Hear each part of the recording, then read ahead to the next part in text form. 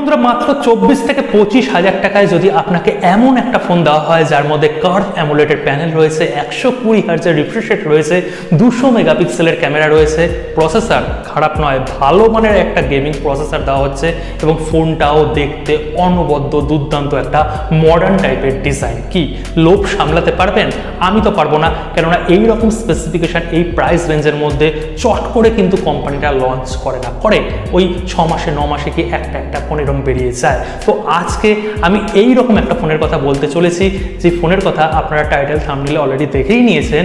আপনাদের আগে একটা কথা বলি, Realme 10 Pro Plus এই ফোনটার কথা মনে আছে?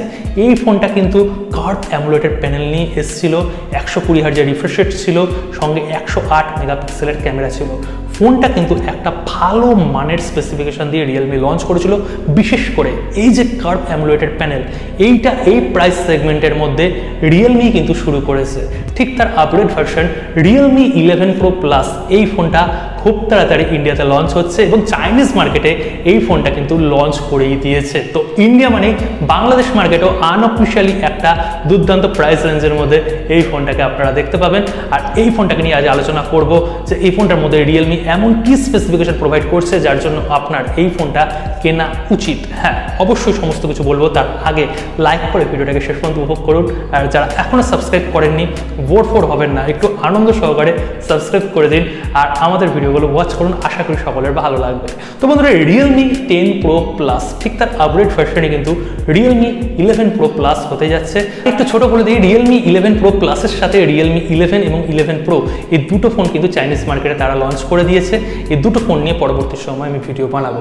তো Realme 10 নয় 11 Pro Plus এই ফোনটার ডিসপ্লে সেকশনে আমরা 6.7 ইঞ্চির অ্যামোলেড প্যানেল পাচ্ছি, 120 হার্টজের রিফ্রেশ রেট রয়েছে, ওবিএসলি একটা কার্ভ অ্যামোলেড প্যানেল পাচ্ছি, ডলবি ভিশনের, এখানে HDR10+এরও কিন্তু সার্টিফিকেশন রয়েছে। মানে ডিসপ্লে ওয়াইজ ফ্ল্যাগশিপ লেভেলের কিন্তু আমরা একটা ডিসপ্লে পেতে চলেছি। আর এখানে যদি আমি ক্যামেরা সেগমেন্টের কথা বলি, পেছনে তিনটে ক্যামেরা রয়েছে, 200 মেগাপিক্সেল, হ্যাঁ 200 মেগাপিক্সেল স্যামসাংয়ের HP3 সেন্সর আমরা পাচ্ছি, 8 মেগাপিক্সেলের আল্ট্রাওয়াইড এবং 2 মেগাপিক্সেলের ইউজলেস ম্যাক্রো ক্যামেরা। আর ফ্রন্টে আমরা পেয়ে যাচ্ছি 16 মেগাপিক্সেলের সেলফি ক্যামেরা। এবার যদি ডিজাইনের কথা বলি, কেননা এই দুটো কথা বলার পর ডিজাইনের ব্যাপারটা কিন্তু আমার মাথায় এসছে, ডিজাইন অনবদ্য। ব্যাক সেকশনে এখানে লেদার টাইপের ফিনিশ পেয়ে যাচ্ছি, মানে দুর্দান্ত কিন্তু ফোনটা দেখতে লাগছে, একটা রিফ্রেশিং অন্য টাইপের ডিজাইন লাগছে। আর ক্যামেরার যে ডায়ালারটা রয়েছে পুরো সার্কেল ওয়াইজ একটা বড় ডায়ালার, যেটা আমরা OnePlus-এর 11 সিরিজের ফোনের ক্ষেত্রে দেখেছি, সেম টু সেম একটু বড় টাইপের ডায়ালার। আর এটাই কিন্তু এই সময়ে মডার্ন একটা ট্রেন্ড চলছে। দুর্দান্ত ডিজাইন। প্রসেসর মানে পারফরমেন্সের সেকশনে যদি কথা বলি, এই ফোনটার পারফরমেন্সও কিন্তু কম যায় না। এখানে আমরা মিডিয়াটেক ডায়মেনসিটির 7050 প্রসেসরটা পাচ্ছি। হ্যাঁ, নতুন প্রসেসর কিন্তু আর্কিটেকচার পুরনো, কেননা মিডিয়াটেক ডায়মেনসিটির 1080 প্রসেসরের নাম শুনেছেন। হ্যাঁ, এই প্রসেসর দিয়ে এখানে Realme ফোন লঞ্চ করেছে, রেডমিরও 12 সিরিজের ফোনগুলো এসছে, same to same processor rebranded হয়ে এসছে।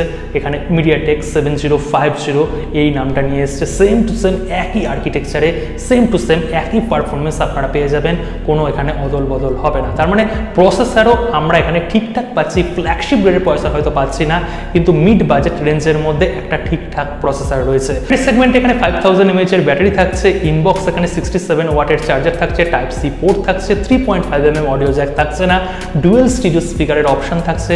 সফটওয়্যার সেকশনে Android 13 এর সাথে Realme UI 4.0 কিন্তু অপশন আমরা ইনবক্স পেয়ে যাচ্ছি, আর ইনবক্স কিন্তু চার্জারও পেয়ে যাচ্ছি। এবার যদি ভ্যারিয়েন্টের কথা বলি আর প্রাইসের কথা বলি, চাইনিজ মার্কেটে কিন্তু একটু উল্টোপাল্টাভাবে ভ্যারিয়েন্টগুলোকে লঞ্চ করা হয়েছে। উল্টোপাল্টা মানে সব হাই এন্ড ভ্যারিয়েন্ট। এখানে 12 জিবির থেকে শুরু হয়েছে, 12 জিবির সঙ্গে এখানে 256 জিবির অপশন পাওয়া যাচ্ছে, এছাড়াও 12 জিবির সঙ্গে 512 জিবির অপশন পাওয়া যাচ্ছে, আবার 12 জিবির সঙ্গে 1 টিবির ভ্যারিয়েন্ট পাওয়া যাচ্ছে।